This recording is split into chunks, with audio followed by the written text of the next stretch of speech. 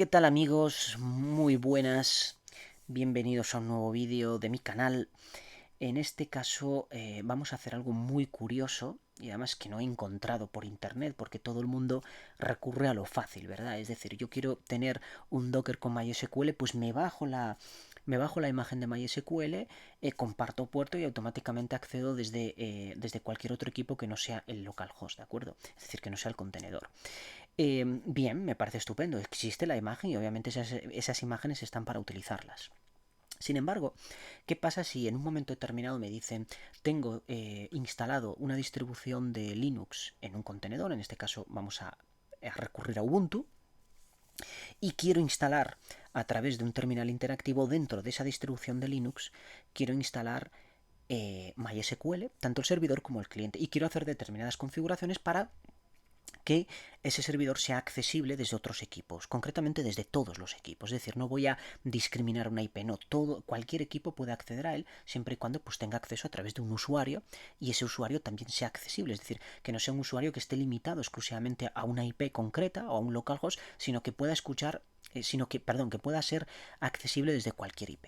Bien, eso es muy importante porque nosotros podemos digamos, concentrar un determinado usuario para una determinada IP o rango de IPs. O podemos hacer sencillamente que ese usuario sea accesible desde cualquier equipo, desde cualquier IP. Bien, pues para hacer esto nosotros vamos a tener que modificar obviamente el archivo de configuración de MySQL. Tendremos que crear un usuario dentro de la base de datos o varios usuarios con determinados privilegios. Y obviamente tendremos que decirle a MySQL que sí, que esté escuchando en el puerto 3306, pero que acepte cualquier petición independientemente de la IP de la que venga y no simplemente de localhost que por defecto al instalarlo pues va a estar escuchando únicamente en la 127.0.0.1 que es la IP correspondiente a nuestra máquina local. Luego, posteriormente, pues desde nuestra máquina, es decir, fuera del contenedor, desde cualquier otra máquina, que en este caso va a ser pues, este sistema operativo, que es el Mac, tenemos instalada una versión de MySQL Workbench. Esta palabra me resulta muy difícil de pronunciar, Workbench o algo así. Y vamos a conectar con el servidor que está dentro del Docker. Luego lo haremos a través de un script, pero este script va a estar programado en Python y lo vamos a hacer a través de la librería MySQL Connector. Os enseñaré a instalarla y por supuesto a utilizar los métodos para poder acceder a MySQL, ¿de acuerdo? Obviamente tendremos que decirle el puerto, el host, el usuario, la contraseña, etcétera, etcétera. Bien, para empezar a resolver este ejercicio lo que vamos a hacer es tener instalado por supuesto Docker Desktop. Docker Desktop es una aplicación gratuita que nos podemos descargar fácilmente de internet. ¿De dónde? Bueno, pues desde la página oficial de Docker. Entramos en Docker, yo ya la tengo aquí, pero si no la encontráis, que pongáis Docker y os aparezcan quizá algunos enlaces que no tienen nada que ver, como Azure de Microsoft, realmente lo que tenéis que hacer es Docker Home. ¿De acuerdo? Y aquí sí os aparece ya la página oficial de Docker. Entráis dentro de ella, nos vamos aquí a la derecha a Get Started, y en Get Started nos aparece aquí pues esta lista combinada con todas las variantes que hay en función de la plataforma que nosotros estemos utilizando. A mí ya me recomienda esta Mac Intel Chip, pero esto no es cierto porque yo tengo Mac Apple Chip, por tanto tendría que descargar esta. De hecho, en su momento fue la que descargué, ¿de acuerdo? En Mac sencillamente la arrastráis a la carpeta de aplicaciones y atendéis pues todas las indicaciones que nos vaya dando, es decir, todas las instrucciones que nos vaya dando el asistente de instalación, ¿de acuerdo? Que serán pocas porque es muy sencillo de instalar. Lo mismo será para Windows, vendrá en un MSI o en, no sé, o en un Excel, la verdad es que no lo recuerdo, sí que lo instalé, pero ahora mismo no lo recuerdo. Y en este caso para Linux, pues bueno, vendrá en un paquete de Debian, pues será un DPKG o algo de esto, ¿de acuerdo? Pero fácilmente instalable también. De hecho, si tenéis algún problema a la hora de instalar esto, pues bueno, podéis dejarme el comentario y lo revisamos, o buscáis por internet porque seguro que alguien ya grabó un vídeo instalando estas cosas tanto en Linux como en Mac como por supuesto en Windows. Una vez que nosotros tenemos el Docker instalado, nos vamos a Docker Dashboard y en el dashboard lo que vemos son, si nos vamos aquí a imágenes, en estas pestañas que tenemos aquí, concretamente las más importantes para hoy, obviamente, son imágenes y contenedores, ¿de acuerdo? En imágenes vemos las imágenes que tenemos instaladas, en este caso Redis en Redis Commander. Redis es una base de datos que utilicé en un vídeo hace unos meses y Redis Commander pues es precisamente el que nos permite ver el contenido de estas bases de datos desde una interfaz un poco más amigable en un navegador de internet, ¿de acuerdo? Cosa que Redis, pues bueno, actúa a través del Redis CLI, que es tipo consola, y bueno, es digamos un entorno un poco más, más minimalista, ¿no? Más tipo consola, en fin. Luego, aquí en containers lo que vamos a ver son los contenedores que están corriendo en ese momento, es decir, los que hemos ejecutado, ¿de acuerdo? De hecho, incluso nos propone aquí, pues, para empezar, el Getting Started, que creo que es el típico Hello World, pero en este caso en formato contenedor, ¿de acuerdo? Bien, esto mismo lo podemos ver a través de un terminal, que es verdaderamente quien le saca provecho al comando Docker. Y sencillamente si ponemos Docker Image, pues vemos exactamente lo mismo que tenemos aquí en imágenes. Fijaos, es exactamente lo mismo. Picamos aquí, vemos las imágenes que tenemos instalada y aquí exactamente igual, ¿de acuerdo? Entonces el objetivo es instalar ahora la imagen de Ubuntu. La imagen de Ubuntu, ¿de dónde la podemos extraer? Bueno, pues hay un repositorio, que es el repositorio de Docker Hub, donde nosotros vamos a ver todo un listado de aplicaciones que podemos instalar en nuestros contenedores, ¿de acuerdo? Entonces, buscamos Docker Hub y accedemos, en este caso hub.docker.com, accedemos a esta página web y aquí en el buscador pues ingresamos, por ejemplo, el nombre de la imagen que queremos instalar, en este caso Ubuntu. Aquí nos aparece el primer enlace, que además aparece con el logo de Ubuntu, el de la comunidad de Ubuntu, ¿no? Hay como personas enlazadas con los brazos. Y sí que aparece este sello de Docker Official Image, con lo cual nos da garantía de que es una imagen saneada, que es una imagen funcional, en fin, que es una imagen de la que nos podemos fiar, ¿de acuerdo? Y además, pues bueno, aval de esa garantía, pues también es que tiene un montón de descargas. Y eso, pues bueno, siempre te da algo más de confianza, ¿de acuerdo? Entramos dentro. Y aquí a la derecha lo primero que vamos a ver es el comando que tenemos que poner en nuestra consola para descargar esa imagen, ¿de acuerdo? Docker pull es el comando con el que se descargan las imágenes y a continuación el nombre de la imagen. A este nombre de imagen también le podemos anexar a continuación de la U dos puntos, o bueno, a continuación más bien del nombre de la imagen, dos puntos, y una versión de las que aparecen, por ejemplo, aquí, que son los tags, ¿no? Que aquí pone tags soportados, para descargar, digamos, una versión que no sea exactamente la última, porque tal como está aquí, pues la etiqueta por defecto va a ser latest, y latest se refiere siempre a la última versión de la imagen que ponemos aquí.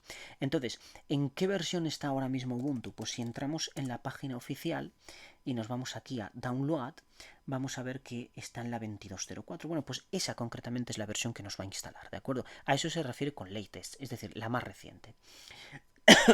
Por tanto, la versión que nos va a instalar es la 22.04. De hecho, luego cuando corramos el contenedor y entremos dentro de él a través de un terminal interactivo, vamos a ver realmente en qué versión estamos, ¿de acuerdo? Bien, pues una vez comentado todo esto, vamos a minimizar esto y vamos a descargarnos la imagen de Docker, ¿de acuerdo? La imagen de Ubuntu. Escribimos Docker, pull, tal cual vimos ahí en la página web, y a continuación el nombre de la imagen, Ubuntu. Le damos a intro, fijaos que ahí nos está diciendo que el tag que está usando por defecto es latest, es decir, la última versión, y en este caso como yo ya la tengo instalada, pues esto va a ir de una manera muy rápida porque digamos que la tiene como cacheada, ¿verdad? Entonces, bueno, ha sido rápido, quizá a vosotros os tarde un poco más, quizá no, depende mucho también de la velocidad de la máquina, de acuerdo, de la conexión de red, etcétera, etcétera. Bien, si ahora hacemos un Docker Image, vamos a ver que efectivamente tenemos ya en la lista pues añadido un nuevo elemento que en este caso es Ubuntu. Si nos vamos al dashboard, vemos que efectivamente también tenemos aquí pues un nuevo ítem en esta lista, que en este caso es el Ubuntu. Bien, para lanzar esta imagen, tener presente que lo que va a estar corriendo en Ubuntu es un servidor de MySQL. Por tanto, si es un servidor de MySQL, va a estar escuchando en un puerto, que es en este caso por defecto, el de por defecto, perdón, 3306. Entonces, yo tengo que compartir ese puerto, de forma que en local pueda acceder a ese puerto del Docker. Por tanto, en el comando tengo que decirle este puerto de mi máquina local, asígnamelo a este puerto de mi Docker. Y ese vínculo que se genera entre esos puertos es lo que me va a permitir a mí acceder precisamente a ese servidor de Docker. Entonces, ese puerto puede ser, yo puedo utilizar por convenio el 3306, de decir, vale, sé que voy a identificar de manera rápida que es el puerto de MySQL, o puedo localmente utilizar otro. ¿Por qué? Porque yo en mi máquina local ya tenga instalada una instancia de MySQL de producción o de lo que sea, de forma que está escuchando en ese puerto 3306, es decir, lo tengo ocupado. Entonces yo puedo asignarle cualquier otro número de puerto. Y es lo que vamos a hacer nosotros. Le vamos a asignar otro puerto para que veáis que no imperativamente le tengo que asignar el puerto que se corresponde con el protocolo TCP en el que está escuchando el servidor de MySQL, sino que puedo asignarle cualquier otro. Entonces para ello yo voy a saber qué puertos tengo ocupados o no. Y eso lo puedo saber con un comando que se llama lsoft. Y a continuación le paso "-i", "-n" y "-p" mayúscula. Que esto lo que va a hacer, estas letras lo que van a hacer es listarme el nombre del host y el nombre del puerto, el número del puerto, ¿de acuerdo? Y a continuación voy a hacer un grep, de forma que solo me liste aquellos que están escuchando en este momento, que son los que realmente están ocupados. Por tanto, le doy a intro, esto lo vamos a hacer un poco más ancho. Y fijaos que aquí tengo pues el puerto 7000, el puerto 5000 y otros varios que se corresponden con determinadas aplicaciones y con determinados servicios que yo ahora mismo tengo un background ejecutándose y que por tanto están ocupando esos puertos. Por ejemplo, el 3000 vemos que no está ocupado. En el caso de que tenga dudas y quiera saber si el 3000 está o no, ya sea en esta lista o en la total general, pues ponemos 3000 y no me da ningún resultado. Por lo tanto, ese puerto está libre, es accesible y yo puedo pues utilizarlo para decirle que el 3306 del Docker me lo asocie a este puerto. Pues así lo vamos a hacer. Entonces, vamos a ejecutar un Docker run. Voy a poner "-it", esto quiere decir Interactive Terminal, es decir, me va a embeber dentro de esta ventana que yo ahora tengo en pantalla, un terminal obviamente ya asociado a la distribución de Linux que yo voy a correr ahora, ¿de acuerdo? Iniciada con un usuario que en este caso va a ser root. Lo vamos a ver a continuación. Vamos a ponerle un nombre que en este caso he decidido llamarle myubun, no por nada en concreto, sino porque me hace gracia esto, myubun, suena bien. Y aquí es donde una parte muy significativa donde vamos a asociarle el puerto. En este caso vamos a poner 3000 y... Vaya, he cambiado, perdón. Y ahora 3306, que es el puerto por defecto de MySQL y en el que va a estar escuchando dentro del Docker MySQL, ¿de acuerdo? Voy a decirle el nombre de la imagen y por supuesto el shell con el que quiero que me abra esa imagen, ¿de acuerdo? Bueno, pues entonces le damos a intro y fijaos, ahora mismo si voy al dashboard aquí en contenedores, yo ya tengo mi Ubun, myubun, y dice que está corriendo y que el puerto 3000 es ahora mismo el que tiene asociado a su 3306, ¿de acuerdo? Estos botoncitos de aquí yo puedo abrir un clic, digamos que es una consola o una interfaz de línea de comandos para poder entrar dentro del contenedor. Lo puedo parar, lo puedo reiniciar y lo puedo incluso borrar, ¿de acuerdo? Entonces, todo esto lo puedo hacer por comandos de consola, obviamente, pero que sepáis que se puede hacer a través de esta interfaz gráfica de una manera muy sencilla. Bien, una vez que yo estoy, fijaos, yo ahora mismo estoy dentro del Ubuntu ya. Si hago un ls, yo identifico aquí, vamos a hacer un ls-1, fijaos que tengo toda una colección de directorios que yo reconozco de alguna manera, ¿de acuerdo? Si estáis familiarizados con esta estructura de directorios y de archivos de Ubuntu o de una distribución de Linux, pues bueno, os resultará muy familiar, ¿de acuerdo? Por tanto, estamos en una versión de Ubuntu.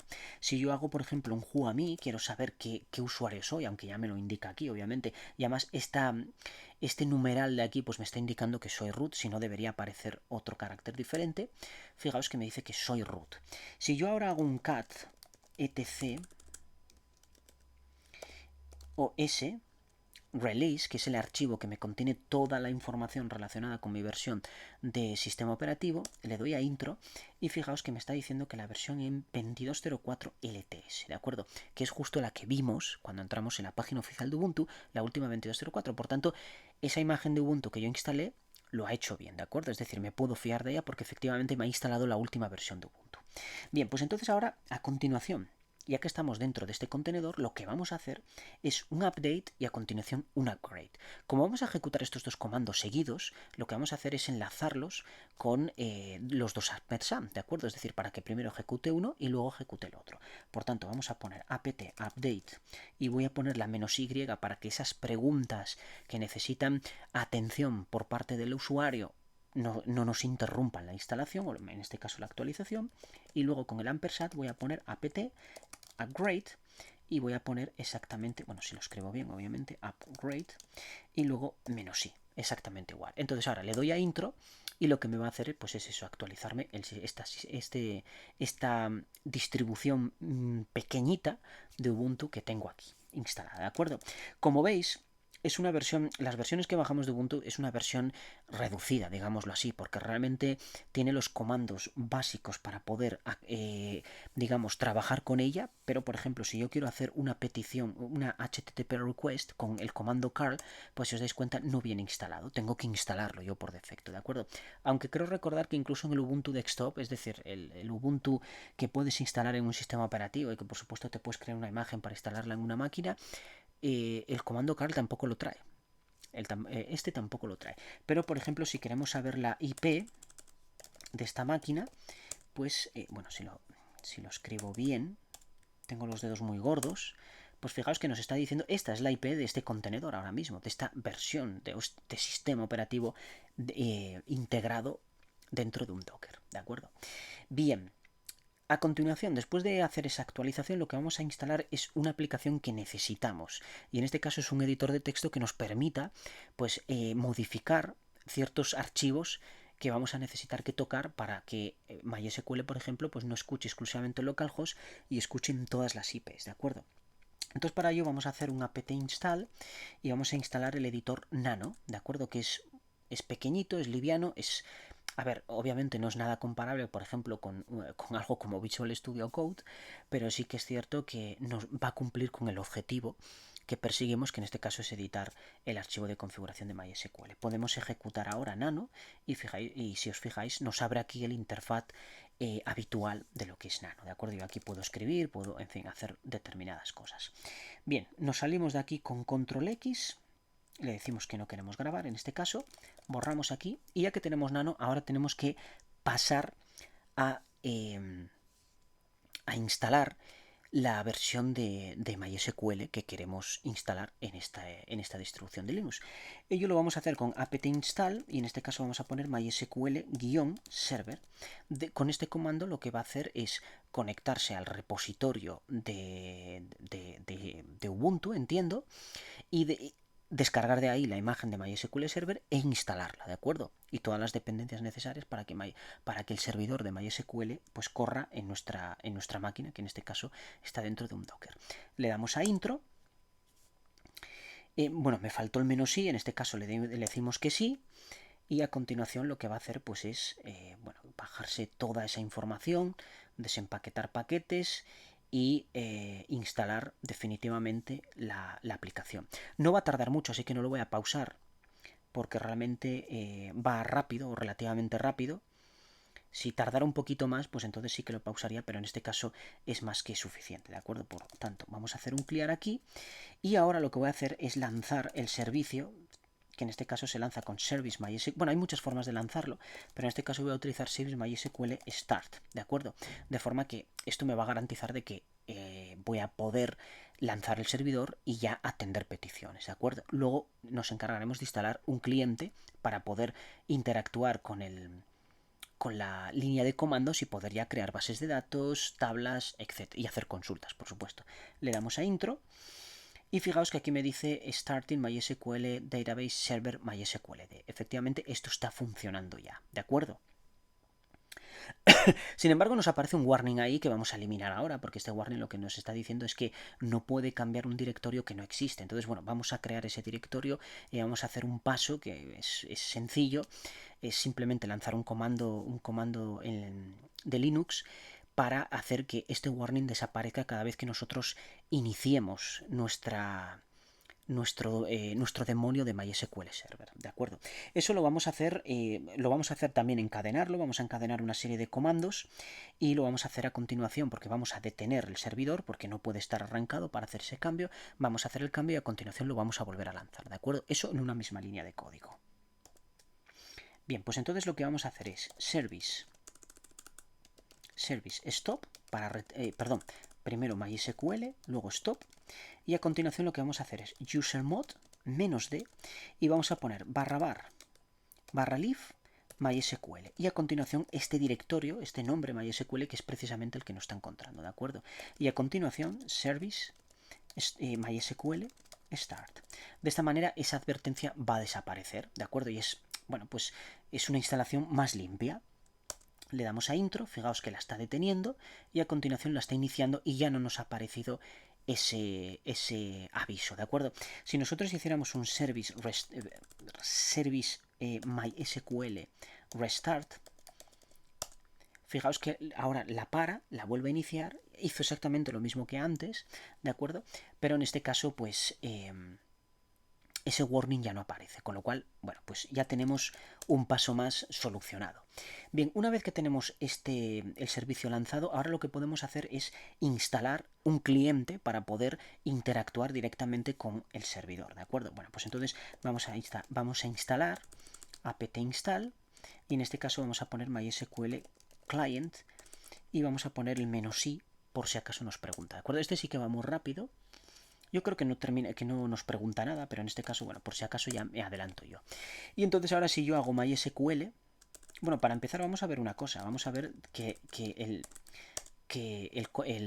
el demonio este esté lanzado. Fijaos que ya hay dos procesos de MySQL que están escuchando, además en el puerto 3306, o bueno, uno de ellos al menos está escuchando, que entiendo que es el MySQLD, que es el demonio, que realmente es el servidor, ¿no? Es el proceso que está atendiendo todas las consultas que nosotros le vayamos a hacer. ¿Y cómo se los vamos a hacer?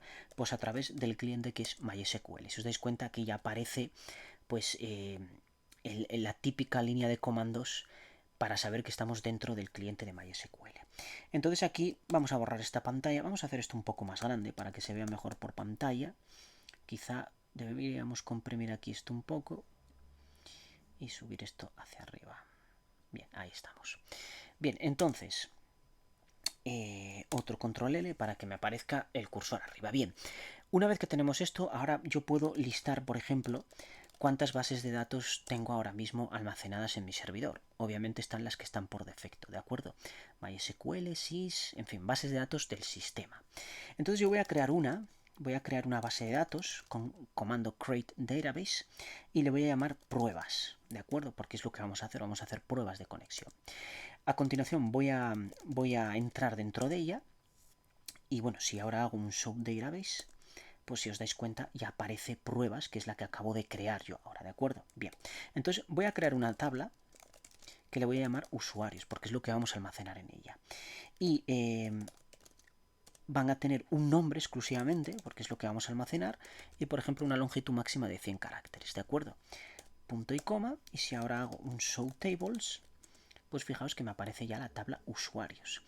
Voy a crear una tabla más que le voy a llamar pruebas, sencillamente, y va a contener lo mismo, un nombre, varchar, y voy a poner 100, ¿de acuerdo? Esto es para que veamos, bueno, algo es create table, no tables,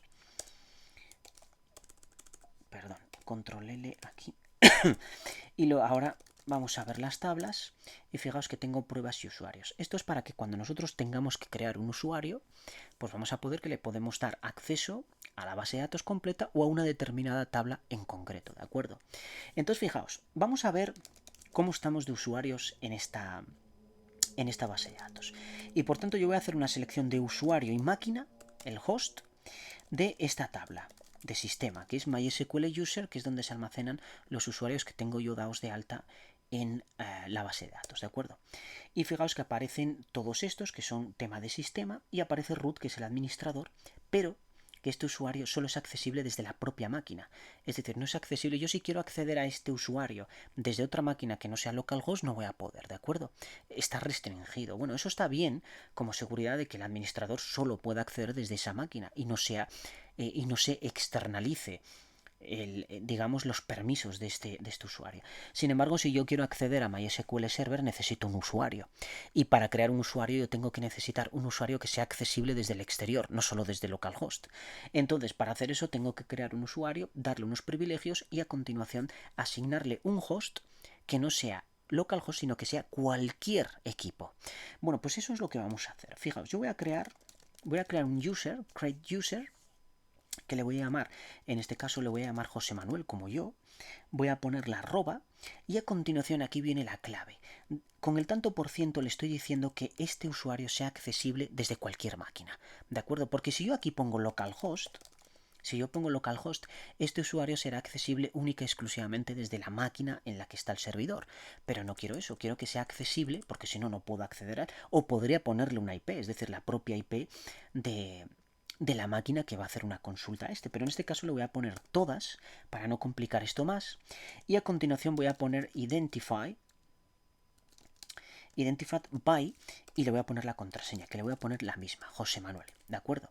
Le damos a intro y entonces fijaos, si yo ahora hago un select user, yo ahora tengo un nuevo usuario, que en este caso se llama José Manuel, al que puedo acceder desde cualquier máquina. Voy a crear otro más,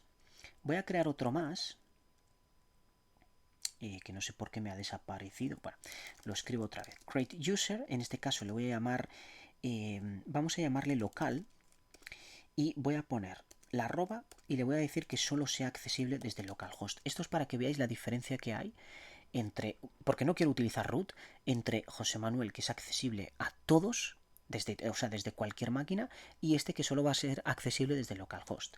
Entonces ahora pongo un identified by y vamos a poner aquí pues local mismamente, misma contraseña, mismo usuario.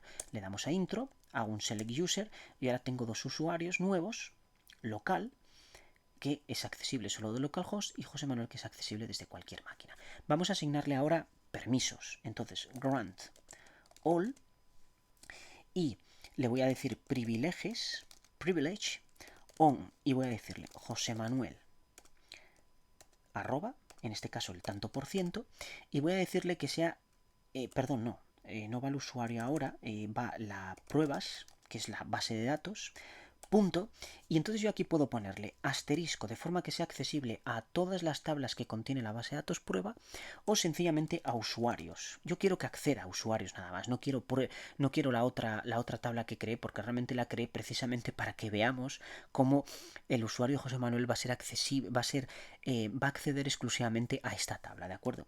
Y entonces ahora si le digo to José Manuel, que es el usuario, la arroba, y vuelvo a poner tanto por ciento. Entonces, este usuario va a tener todos los privilegios de escritura, de lectura, de modificación, de eliminación, todos, pero exclusivamente para la tabla usuarios de la base de datos pruebas. Le damos intro y ya está, listo. Vamos a hacer lo mismo, pero en este caso con el usuario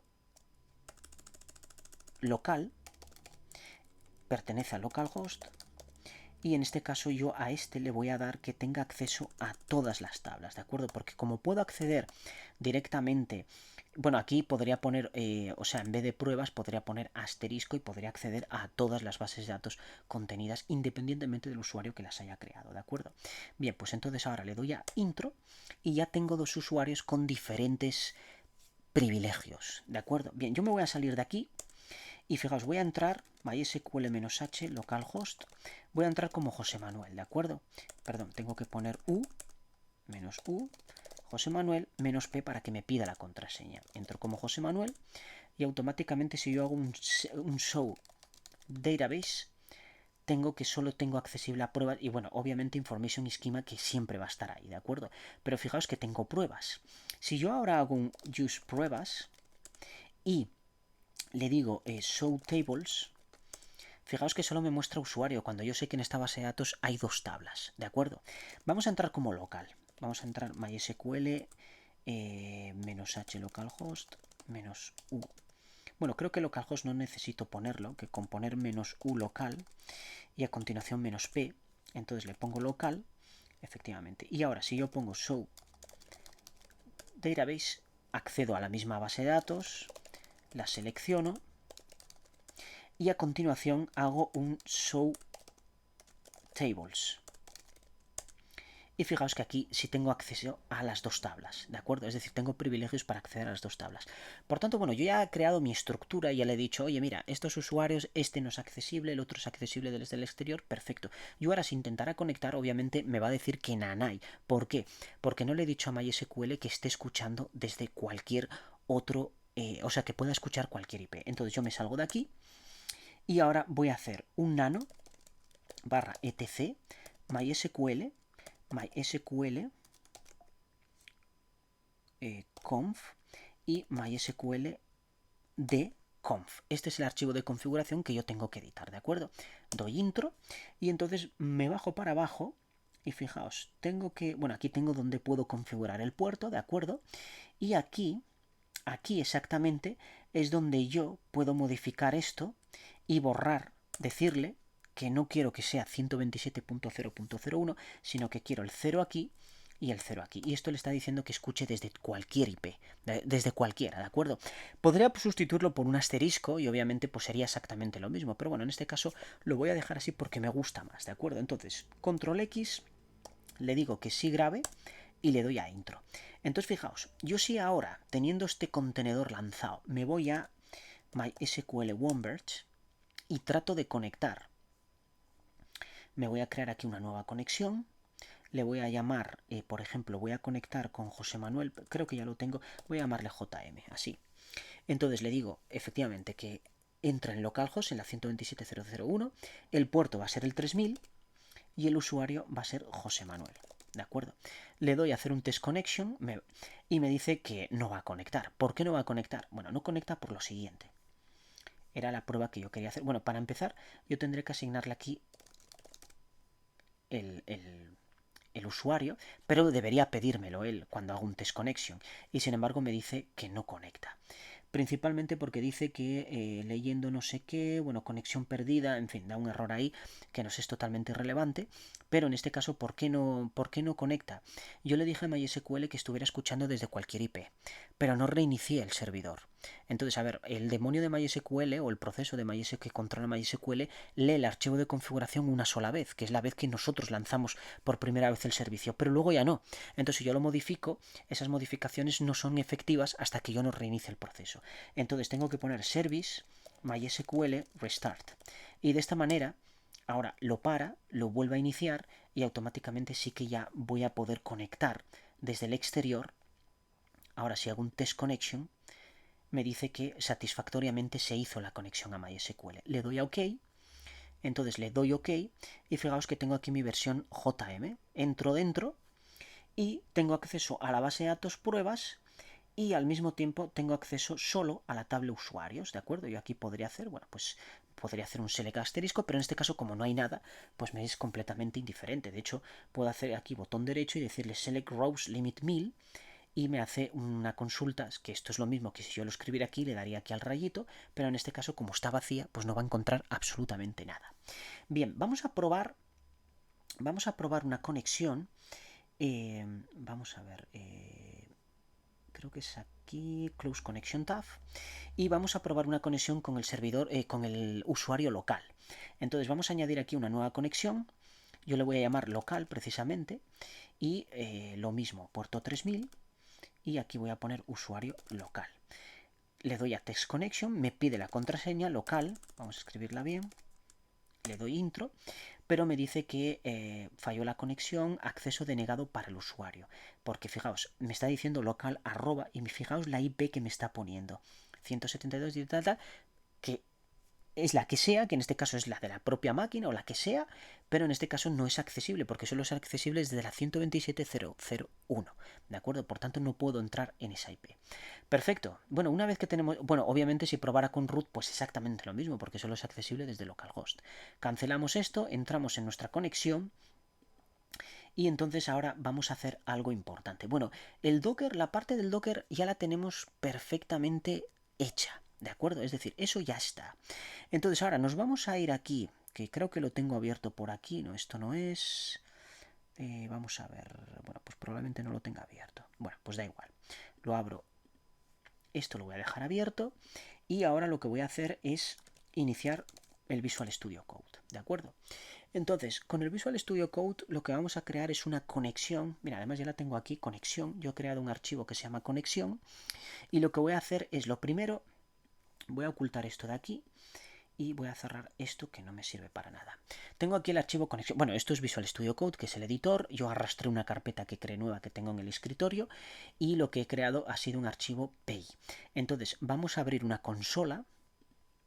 Para esto pulsamos F1 y le decimos aquí Create Terminal, que nos la va a abrir siempre aquí. A mí aquí no me gusta aquí. Y ahora lo ha hecho, ahora sí que lo ha hecho peor todavía. Bueno, la voy a volver a cerrar. Vamos a ver, función esta. Vamos a coger esto y hacia aquí. Eso es. Ahí, perfecto. Bien, una vez que la tengo aquí, fijaos, yo he creado curso Docker, una carpeta curso Docker, y dentro de curso Docker he creado este archivo conexión PEI. Entonces, aquí lo que vamos a hacer, es a continuación es lo siguiente. Yo voy a entrar en JSON Placeholder, que es una página web en la que me permite pues consumir APIs de información que no varía nunca, y la tengo aquí, en este caso users, que es un enlace que me devuelve pues esta estructura JSON con un array de usuarios, uno identificado por el ID 1, el ID 2, y tiene una serie de información, el nombre de usuario, el email, la dirección, que a su vez es un objeto con más cosas. Dentro de dirección hay este otro objeto que tiene estas otras dos propiedades, y así sucesivamente, ¿de acuerdo? A mí me interesa esto concretamente. Lo copio. Y entonces ahora tengo que instalar aquí una extensión, una librería que se llama request, ¿de acuerdo? Esta librería lo que me hace es precisamente consumir esas APIs que me va a proporcionar esta página web que acabamos de ver ahora, ¿de acuerdo? Yo os enseño esto PIP3 install requests, pero realmente yo no lo voy a instalar porque ya lo tengo instalado, ¿de acuerdo? Entonces no lo voy a volver a instalar porque simplemente me va a decir que eso que ya está instalado. Entonces luego lo único que tengo que hacer es llamarlo import request, perfecto, ahí lo tengo. Y a continuación, pues por ejemplo, ya por convenio se suele decir response, que es la respuesta que nos va a dar el servidor, pues entonces llamamos al método get y en get le vamos a pasar esta URL que hemos copiado, ¿de acuerdo? Ahora, para ver el contenido, yo voy a poner aquí /1 para que me devuelva únicamente el primer usuario, y entonces voy a poner print response.text, ¿de acuerdo? Que lo que me devuelve es precisamente todo el contenido que me va a devolver esta API, ¿de acuerdo? En este caso solo un usuario, no todos. Grabo esto y entonces escribimos Python 3. En este caso se llama conexión PEI. Le doy a intro y fijaos que me ha devuelto, voy a hacer esto más grande, me ha devuelto aquí el primer usuario, solo el primer usuario, ¿de acuerdo? Que en este caso es Liam Graham. Perfecto. Minimizo esto otra vez.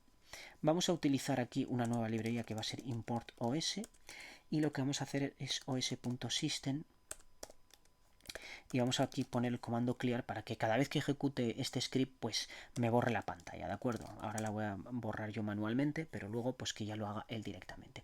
Bien, voy a importar una librería más que va a ser JSON, ¿de acuerdo? Que JSON lo que nos permite es deserializar este formato JSON que nos devuelve precisamente esta dirección web, ¿de acuerdo? Entonces fijaos, es tan fácil como decir contenido, bueno, contenido no, le voy a llamar usuarios igual a json.loads y entonces le paso precisamente el response.text, ¿de acuerdo? Es decir, le paso esta cadena de texto que me devuelve y este método loads ya se encarga de extraerlo. Entonces fijaos, si yo ahora hago un for user in usuarios, que bueno, esto una combinación en inglés un poco extraña, pero vale, por mí vale, print, y ahora lo que hago es user, pero cuidado, tengo que ponerle qué es lo que quiero, en este caso el nombre, ¿de acuerdo? Grabo. Y si yo ahora ejecuto esto otra vez, me ha dado un error. ¿Por qué me da un error? String índice debe ser entero. Bueno, es que aquí realmente... no, creo que... Perdón, es que es user. No, pero username tengo que utilizar. A ver, un segundín. A ver, vamos a ver qué es lo que me imprime de esta forma. Que claro, me imprimirá seguramente... Vale, me imprime toda la estructura, en este caso nada más que ID, name, tal. Bueno, pues si yo pongo, claro, en este caso es uno nada más. no es un array, es nada más que un usuario. Por eso esto me está dando problemas, porque no hay ese array, ¿de acuerdo? Entonces yo aquí pondría name así, y ahora sí que me va a devolver los nombres de los usuarios que quería. Es que antes tenía esto como puesto /1, entonces no te devuelve un array. Entonces, claro, usuarios no son array, por tanto este for no tiene sentido utilizarlo, porque va a iterar sobre una colección de elementos, no sobre un solo elemento, ¿de acuerdo? Es sencillamente ese error. Bien, una vez que tenemos esto de este modo, ya sabemos que podemos... Pero yo no voy, para hacerlo un poco más entretenido, lo que vamos a hacer es invertir las palabras de esos nombres y vamos a crear una función que le vamos a llamar invertir, que le vamos a pasar un parámetro y que va a devolver una cadena, ¿de acuerdo? Esto se visualiza así, aunque esto desde el punto de vista sintáctico no tiene ningún tipo de relevancia, ¿de acuerdo? Voy a devolver y entonces con el método join, voy a unir las palabras invertidas por el espacio en blanco, ¿de acuerdo? ¿Y cuáles van a ser las palabras invertidas? Pues van a ser esta. La forma de invertir es esto, dos puntos, menos 1, y este w va a venir de un for, w in, y en este caso param.split, ¿de acuerdo? Que lo que hace es romperme la cadena que vaya aquí, los nombres, por el espacio en blanco. Luego lo uno, es decir, invierto las palabras, que va a venir en w, las invierto con esto, y fijaos que luego con el método join uno esas palabras siempre y cuando sean caracteres, ¿de acuerdo? Si son números tengo que hacer una transformación previa. Entonces yo aquí le digo invertir, llamo a invertir junto con el nombre. Grabo esto y fijaos que ahora cuando ejecute esto, que no sé por qué hago el clear porque ya me lo hace, me aparece en vez de Liam Graham, pues aparece justo el nombre. Bueno, pues esto es lo que quiero almacenar en la base de datos. Para almacenar esto en la base de datos vamos a utilizar una nueva librería que se llama MySQL Connector, ¿de acuerdo? Entonces vamos a ver cómo conectar a la base de datos y a continuación cómo almacenar datos en ella, ¿de acuerdo? Bien, pues vamos a por ello.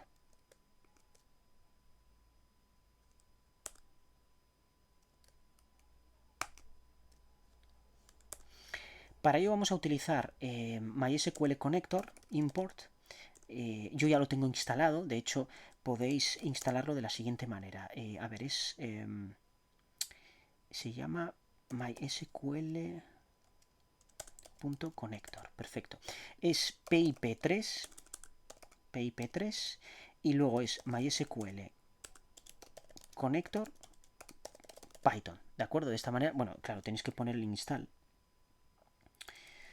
Aquí tenéis que poner el install y le dais a intro. Entonces, bueno, en este caso a mí ya me dice que el requerimiento ya está satisfecho porque ya lo instalé en un momento atrás, ¿de acuerdo? Pero bueno, dándole ahí a intro, debería instalaros el MySQL Connector.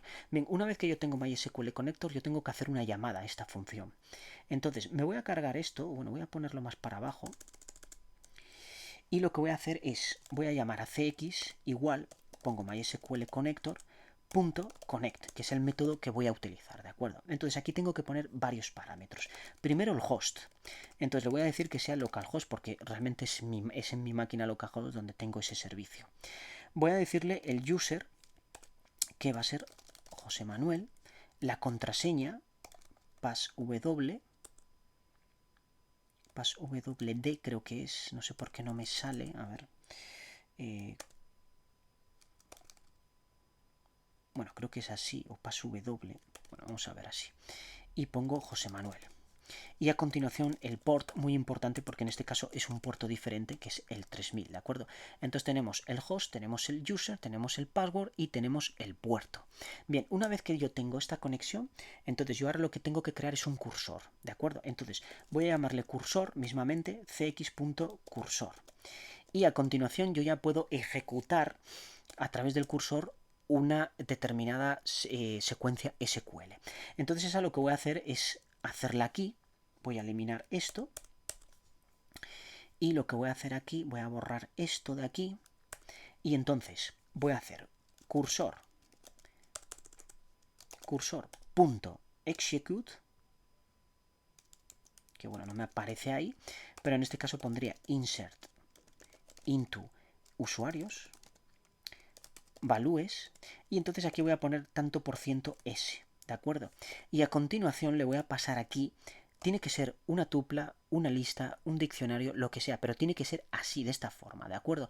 Es decir, tiene que ser como un elemento, una colección, como algo iterable. ¿Por qué? Porque yo ahí puedo meter muchas cosas.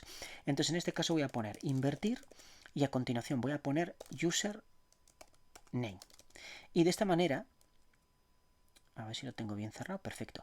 De esta manera me va a insertar cada vez que yo haga esto ese usuario dentro de la base de datos, ¿de acuerdo? Bien, una vez que yo los tengo insertados, lo que voy a hacer es un cx.commit, que de esa manera lo que va a hacer es almacenarlos dentro de la base de datos, y ya por último lo que voy a hacer es, bueno, pues obviamente visualizarlos, ¿de acuerdo? Entonces para ello lo que voy a hacer es un cursor.execute de nuevo, y en este caso voy a poner select asterisco from usuarios. Y una vez que me dé esto, lo que voy a hacer es un for usuario, por ejemplo, in, y entonces pongo cursor.fetch all. ¿De acuerdo? Porque esto lo que me va a devolver es un array con todos esos elementos, o bueno, una colección de elementos con todos esos elementos. Y entonces voy a poner print usuario. ¿De acuerdo? Usuario. Perfecto. Y de esta manera me los va a aparecer todos por... Luego sí, pues podría perfectamente cerrar la conexión con close, ¿de acuerdo? Entonces, grabamos y vamos a ver si lo hemos hecho bien o nos hemos equivocado en algo. Lanzamos y bueno, me da pues un montón de errores porque precisamente pues passw es muy probable que sea passwd, es que no me acuerdo sinceramente, bueno, si no lo buscamos por internet. Vamos a ver si ejecutamos ahora y me da más errores porque dice no hay una base de datos seleccionada, correcto, falta la db, creo que es db, en este caso pruebas. Bien, es importante que dé errores porque de esta manera pues bueno, los vamos analizando. Y fijaos, ya me ha devuelto todo, ¿de acuerdo? Bien, si os dais cuenta lo que devuelve es una tupla, entonces vamos a hacer una cosa más. Aquí, para que por consola nos saque nada más que el elemento sin falta de los paréntesis y todo eso, pues vamos a poner que nos liste el elemento 0, ¿de acuerdo? Vamos a borrar esto y lo voy a volver a ejecutar. Ahí está. Bien, vamos a ver si realmente se almacenaron esa información o no. Y para ello nos vamos a ir a la consola que tenemos por aquí abierta, vamos a entrar con MySQL, en este caso con el usuario José Manuel, y le vamos a pedir que nos solicite la contraseña. Vamos a pruebas y entonces vamos a hacer simplemente un select asterisco from usuarios. Y ahí los tenemos. Fijaos que tenemos todos los usuarios, los grabé 2 veces, por tanto aquí habrá, entiendo que 20, correcto. La API nos devuelve 10 usuarios, por tanto tenemos 20 usuarios, ¿de acuerdo? Que es lo que justo lo que hemos ejecutado ahora mismo. Entonces fijaos, es así de sencillo acceder. Es más, si tengo el Workbench por aquí, vamos a ver. Si yo ahora le digo que seleccione los primeros, pues fijaos que aquí aparecen todos estos, ¿de acuerdo? Es decir, los 20 usuarios que tenía. De hecho, me dice aquí que tengo 20 usuarios devueltos, o bueno, 20 filas devueltas. Entonces, bueno, recapitulando un poquitín, si no, pues bueno, oye, ya podéis detener el vídeo. Vamos a cerrar aquí la consola. Lo que hacemos básicamente es importar todas estas librerías, requests, que nos permite hacer una consulta de tipo HTTP. De hecho, fijaos, nos lo dice aquí, requests HTTP library. OS, bueno, esto es para temas del sistema, en este caso simplemente era para ejecutar este comando clear. JSON, que nos permite deserializar y serializar, obviamente, objetos JSON. En este caso, pues lo hemos utilizado para extraer toda la información que nos devuelve esta API fake que hemos obtenido de internet. Y MySQL Connector, que nos permite conectar a una base de datos, en este caso MySQL, y extraer información de él. Entonces, nosotros creamos aquí una función para divertirnos un poco, realmente es una función que invierte las palabras de una cadena de texto. Lanzamos con el método get del objeto request, pasándole como argumento la dirección URL de la API que queremos consumir, y lo que nos devuelve en response es precisamente a través de la propiedad text todo ese contenido, ¿de acuerdo? Es decir, todo el contenido que nos devuelve esa URL. Luego con JSON.loads lo que hacemos es precisamente deserializar toda esa documentación JSON que nos da, y en usuarios lo que vamos a obtener es un array, digamos, de diccionarios, es decir, con sus propiedades, es una especie de diccionario, y entonces ahí es donde nosotros vamos a seleccionar qué clave de ese diccionario es lo que queremos extraer. En este caso queríamos el nombre nada más, pero por ejemplo, pues si tenemos la librería regular expression, la RE, import RE y es de regular expression, podríamos evaluar si el email que viene aquí está bien o está mal. ¿De acuerdo? Podríamos tener esa pequeña variación. Luego con MySQL connector.connect lo que hacemos es conectar al servidor. De hecho aquí deberíamos poner todo esto, deberíamos ponerlo dentro de un try. Es más, todo esto, seleccionamos todo esto y aquí abajo, obviamente el try pues tiene que venir acompañado de su correspondiente hermano expect, que no sé por qué no me autocompleta, bueno, expect, y aquí ponerle un exception, perdón, no es expect, es except. Ahora, si lo escribo yo mal, obviamente me lo da mal. Ponemos un exception as error, por ejemplo, le llamamos error, y entonces aquí imprimimos el error, ¿vale? De forma que si en un momento determinado falla, pues que nos devuelva por pantalla solo el error y no toda esa parrafada de fallo en la línea, tal, porque claro, como al final entra dentro de una librería que está formada por un montón de líneas de código, pues al final, si no consigue conectar con la base de datos, nos va a devolver los errores a partir de esa línea. Entonces nosotros queremos que nos devuelva exclusivamente el último error, que es el que realmente nos identifica. Por ejemplo, imaginaos que yo borro esto, grabo, y entonces ahora, bueno, cerré el terminal, lo volvemos a abrir, lo voy a ejecutar mismamente aquí, entonces pongo Python 3 y conexión Pay. Fijaos que ahora lo que me da acceso denegado para usuario tal a la base de datos pruebas, más que nada porque pruebas no existe, o sea, no existe. Entonces, pero como este usuario tiene determinados permisos, pues entonces simplemente el acceso denegado, ¿de acuerdo? Imaginaos, por ejemplo, que en vez de eso, pues yo aquí vuelvo a poner pruebas, pero no sé, pues le pongo un usuario que no existe, grabo y a ver qué error me da, lanzo y dice acceso denegado para usuario. Bueno, claro, el usuario este pues no existe. Bueno, se repite un poco lo mismo, ¿de acuerdo? Pero bueno, básicamente lo que nos interesa es que conecta, que nos devuelve todo bien y que no tenemos ningún tipo de problema. Y ahora he insertado más datos otra vez. Bien, una vez que tenemos esto, una vez que hemos establecido la conexión, tenemos que crearnos un cursor, ¿de acuerdo? Que es el que nos permite ejecutar líneas de código SQL al servidor, es decir, hacer esas consultas query. Entonces, por ejemplo, aquí lo que estamos haciendo es barrer toda esta lista de usuarios que nos devuelve este método loads de la clase JSON y en cada usuario almacenamos uno de ellos. Hay 10 usuarios, por tanto el user contendrá cada uno de ellos. Y luego entonces con el método execute lanzamos esta consulta SQL que es de inserción y le decimos aquí, muy importante, que tiene que ser, si no nos da error, nos lo va a decir él. Si por ejemplo yo prescindo de estos brackets, automáticamente me va a decir necesita que sea una tupla, una lista o un diccionario, es decir, tiene que ser eso, si no, no sirve. Entonces tengo que encerrar. El método funciona así, son los argumentos que toma y obviamente tengo que encerrar el contenido entre los corchetes, ¿de acuerdo? Luego utilizo la función invertir y por supuesto pues accedo a la clave name de cada uno de los usuarios por los que voy a iterar en este for, ¿de acuerdo? Luego hago un commit. Un commit es imprescindible porque si no lo hago, a ver, todas estas, realmente lo del commit es interesante porque le da cierta atomicidad a este script, ¿de acuerdo? Porque yo aquí ejecuto un montón de secuencias SQL y hasta que no haga el commit, estas secuencias SQL no se van a almacenar, es decir, no se van a ejecutar en el servidor, ¿de acuerdo? Es como que se almacena en memoria y una vez que yo hago el commit, pues este método lo que hace es lanzarlas todas contra el servidor, de forma que se ejecuten directamente, ¿de acuerdo? Luego tengo aquí un cursor execute. Bueno, el commit es necesario simplemente para aquellas que sean de inserción y de actualización de datos. Obviamente las que son simplemente de selección no es necesario, ¿de acuerdo? Luego lanzo un execute de forma que me devuelva todo el contenido de los usuarios. Y con fetch all lo que hago es obtener el resultado de esta consulta. Fijaos, el commit para almacenar, actualizar, modificar, etc. El fetch all es precisamente para obtener una colección de elementos de lo que me devuelva la ejecución de esta consulta. Y entonces sencillamente lo que me devuelve es una tupla con los elementos que yo obtengo aquí. En este caso, por eso utilizo esta indexación en cero para que me desaparezcan esos paréntesis, ¿de acuerdo?